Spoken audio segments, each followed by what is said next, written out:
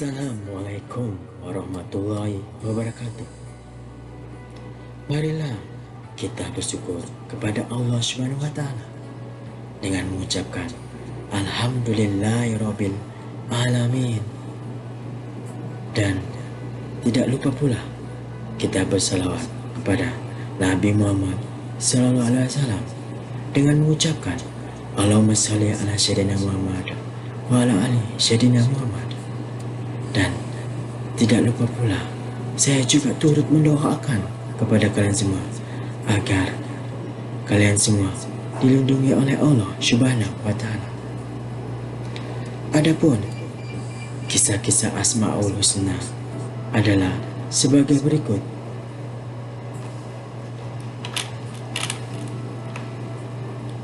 Kisah Khalid bin Walid dijuluki pedang Allah. Alam kegemparan terjadinya peperangan Yarmuk. Salah seorang panglima Romawi yang bernama George memanggil Khalid bin Walid. Kedua orang panglima itu saling mendekat sampai kedua kepala kedua mereka saling bertemu. Kepada Khalid, George bertanya, "Wahai Khalid, aku meminta kamu berbicara dengan jujur dan jangan berdusta sedikit pun. Karena Tuhan yang Maha Mulia tidak pernah berdusta, dan jangan pula kamu menipuku. Karena sesungguhnya orang yang beriman itu tidak akan berdusta di sisi Allah." "Tanyalah apa yang ingin engkau tanyakan," kata Khalid.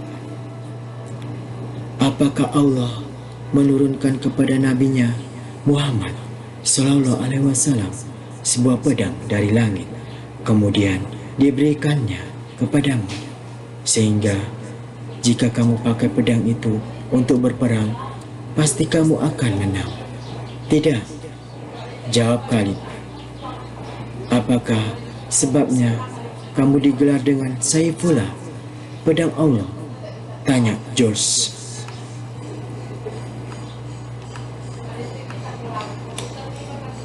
Khalid menjawab, "Ketika Allah Subhanahu wa taala mengutus Nabi Muhammad sallallahu alaihi wasallam, seluruh kaumnya sangat memusuhinya, termasuk juga aku.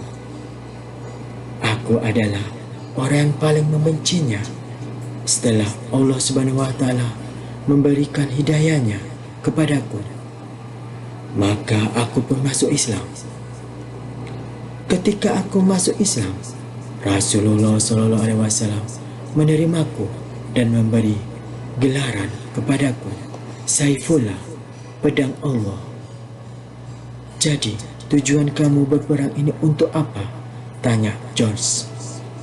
"Kami ingin mengajak kamu supaya bersaksi bahwa tidak ada Tuhan melainkan Allah, dan Muhammad itu adalah utusan Allah, dan kami juga ingin mengajak kamu untuk mempercayai bahwa segala apa yang disampaikan oleh Nabi Muhammad SAW itu adalah benar," jawab Khalid.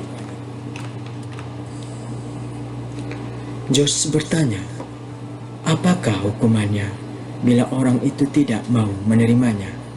Jawab Khalid, "Hukumannya adalah harus membayar jizyah. Maka kami tidak akan memeranginya." "Bagaimana kalau mereka tidak mau membayar?" tanya George. "Kami akan mengumumkan perang kepadanya," kata Khalid bin Walid. George bertanya, "Bagaimanakah kedudukannya jika orang masuk Islam pada hari ini?"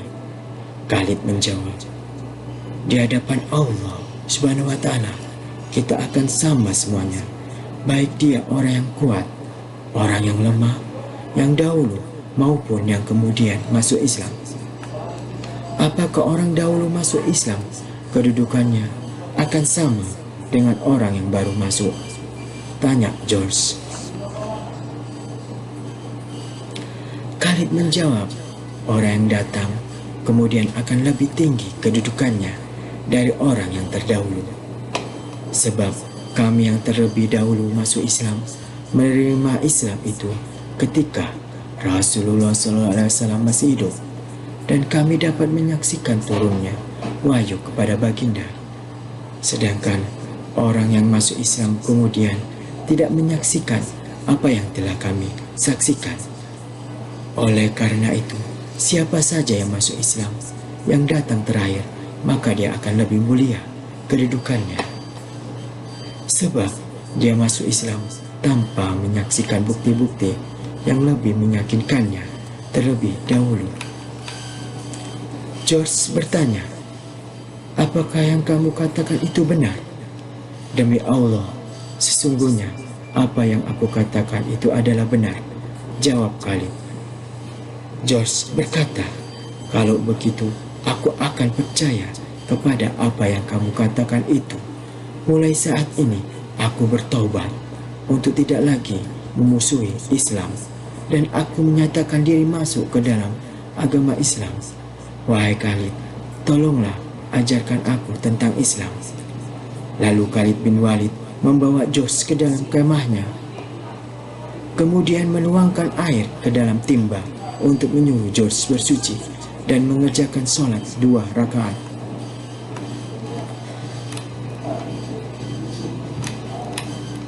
Ketika Khalid bersama dengan George masuk ke dalam kemah, maka tentara Romawi mengadakan serangan besar-besaran terhadap pertahanan umat Islam.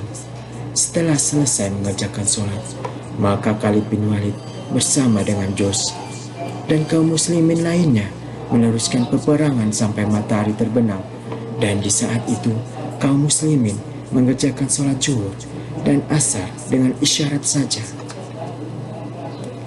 Dalam pertempuran itu, George yang telah bergabung dengan barisan kaum muslimin itu terbunuh, dan dia hanya baru mengerjakan sholat 2 rakaat bersama dengan Khalid bin Walid. Walaupun demikian, ia telah menyatakan keislamannya dan berjanji untuk tidak akan kembali lagi kepada agama lamanya. Semoga Allah menempatkan George ke dalam golongan orang-orang yang diterima di sisinya. Nah, begitulah kisahnya. Kisah Khalid bin Walid dijuluki pedang Allah. Nah, semoga kita dapat memetik hikmahnya dan mengamalkannya. Akhirnya, semoga bermanfaat bagi kita semua untuk dunia dan akhirat. Wabillahi taufiq hidayah. Wassalamualaikum warahmatullahi wabarakatuh.